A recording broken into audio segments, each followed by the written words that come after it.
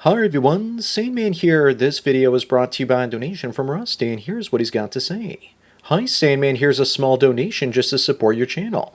I don't have a specific topic request this time. Since I've detoxed my life from relationships with women, I haven't had much conflict in my personal life. My stress is low. My life choices feel easy to me. I'm just cool and content. To mix up the monotony of life, I will occasionally buy something fun or travel alone. I plan for the future but enjoy every moment in the present because you never know if you will wake up tomorrow without the level of health you have today. When I came out of my divorce 2 years ago, my finances were negative 70,000 as a deficit from the lawyer bills and payments to my ex. A year later, my balance sheet fully recovered.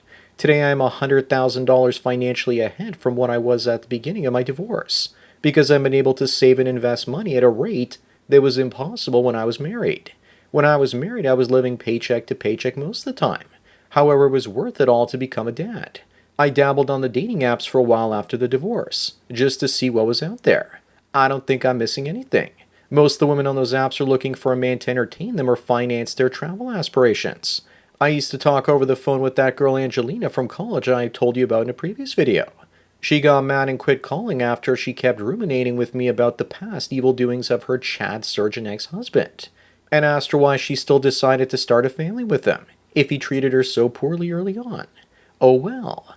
After being divorced, I don't even know what I would want from a woman anymore. I'm not excited about sex like I was when I was younger. It's not a physical problem. It's now knowing about the risks and strings attached. I don't want to have more kids right now either. Maybe someone to share life with, but I'm too busy with my own interests. The expectations of a woman in my life would destroy the peacefulness and freedom that I currently enjoy. That's the feeling alone aspect, but I felt more alone when I was married. And that was confirmed when her entire family turned on me and tried to do me dirty in divorce courts. The older I get, the more I feel like an outsider observing a civilization where I don't seem to fit in. I just focus now on building financial safety and happiness from within. I guess that's what going your own way is all about. Cheers and a happy new year. Well, Rusty, thanks for the donation as well as the topic. Wasn't it incredible what you did in 2024? In just 1 year, you saved 100,000 and went from being 70,000 in debt to having 30,000 in assets. Do that for another 5 to 10 years and you'll be able to retire with $1 million. This ability to accumulate money so quickly is one of the reasons that the elites hate men going their own way so much. They don't care if women go 4B because they tend to spend more of their money back into the economy.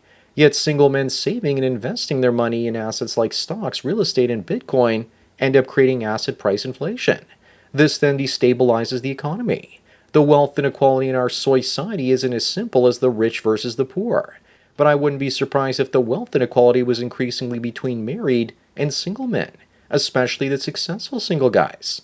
As for you potentially getting into a relationship, that PsychHack's YouTube channel with Dr. Ryan Terabin said that the best relationships are the boring ones because they provide you peace.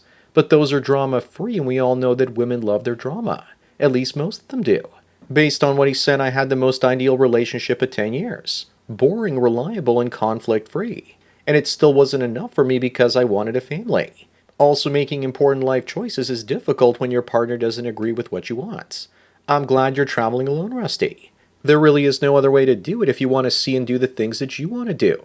At first you think it'll cost half as much on hotel rooms, car rentals, and gas if you just do a road trip or split the cost with the lady friend.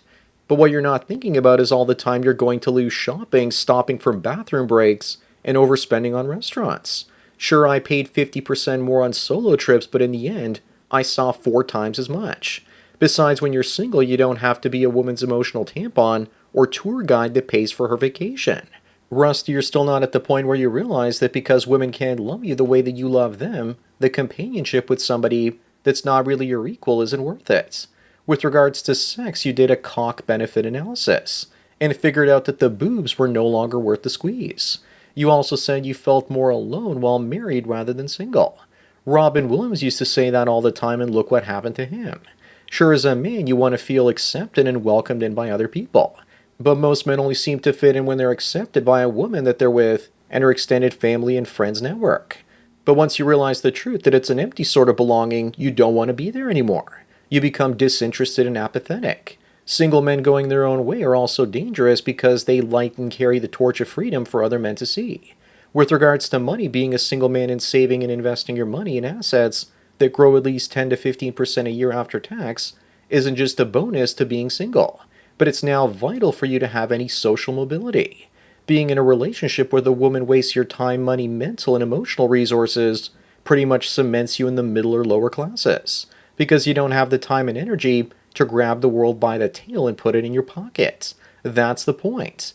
Remember, we're heading back to a time that looks more like the world of the 19th century and before that, when the middle classes were tiny and there was a huge lower class and the wealthy robber barons and feudal lords and industrialists ruling over everybody. The 20th century, where there was a thriving middle class in America after the Second World War, is a historic abnormality, and it's coming to an end. The upper classes don't like guys like us, Rusty, because we aren't debt serfs and instead we're competing for the same assets they want. The wealthy don't pay much tax either, yet we pay most of it. It's like the inflation, marriage, divorce, income, property, and consumer sales taxes are all there to reduce your social mobility as a man. If you go your own way, the marriage and divorce tax is done, and your consumer tax goes down in size, because you aren't spending as much money on women or spending money on yourself to attract women. Also, investing in the right assets after getting out of debt helps alleviate the inflation tax. You can live in a smaller place, which will lower your property tax. The only thing you can't escape is the income tax, and if you play the investment game well enough and use tax-free or tax-deferred accounts, like your Roth IRA or 401k to a lesser extent, then you can escape the tax on investments on a sizable chunk of your savings, like the wealthy do. The wealthy don't want us to have tons of assets and little to no liabilities, something that's only really possible if you're single. Also, let's not forget that a single man can take on a much more risky investment strategy and be aggressive, because he's not in a relationship with a woman and she's catastrophizing every move that he makes. On the flip side, that risk-taking behavior could be really bad, because it could lead him to invest in the wrong things. Recently, I was watching a documentary about a cryptocurrency called Hex, and people speculating on it. One guy took 100% of his family's money and put it into it, at the very top, and lost everything. I bet the farm on Bitcoin, so I'm not any better. But would I have invested anywhere near as much if I was married and had a family? No way. I would have taken profit and reduced my risk massively. But most guys that are single and save and invest will still ultimately have more assets under their belts, even with their losses, than if they are in a marriage or relationship. With regards to health, after the age of 35 to 40, anything can go wrong, especially with the rising rates of cancer. Recently, I've been reading that artificial food dyes have been linked to that cancer. Stress also leads to it, and I wouldn't be surprised if men died sooner than women because women stress us out. But when you go your own way and get peace and quiet, that means there's a woman on the other side of that equation that's emotionally unwell because she doesn't have a man to torment. The healthcare system keeps going up in price as a result. All of women's antidepressants and visits to the psychiatrist or psychologist come out of our taxes in Canada and insurance premiums in the United States. So with 25 to 50% of women on antidepressants, it's most likely due to them being single and not having enough of the type of male attention that they really want. Hell, even their own children and female friends are too busy to talk to them these days. And they have hostile coworkers, and women are cursed because they need social interactions. And they will accept toxic interactions with people over no interactions at all. And when you're in a relationship with one of them and their toxic friends or coworkers take an emotional dump on them, then she takes a dump on you. Rusty, if you do want more kids, then consider the circus you're at and potentially become a father going his own way, if you retire early enough with enough assets. Otherwise, really think hard about who you're actually saving all that money for. It'll probably go to your daughter when you're gone, and make sure she doesn't know you have it, or she can take it way too easy in life expecting a big inheritance. My father shared how much I would receive one day and it made me lazy in my 20s. I figured I'd inherit a house in the equivalent of $300K one day, but I didn't take into consideration inflation or the possibility that my parents might get put in a home one day. And there goes all that money. I needed the COVID inflation as a kick in my complacency along with my YouTube demonetization. If those two things hadn't happened, then I wouldn't be in the amazing place that I'm in right now financially. So it's great that you've made that money. Now what do you do with it? I hear the markets are going to go down to sideways over the next 10 years, like they did in the 2000s or even in the 70s. It's hard to know what's going to happen. But enough of my ramblings. Anyways, that's it for today. Thanks again to Rusty for the donation and topic.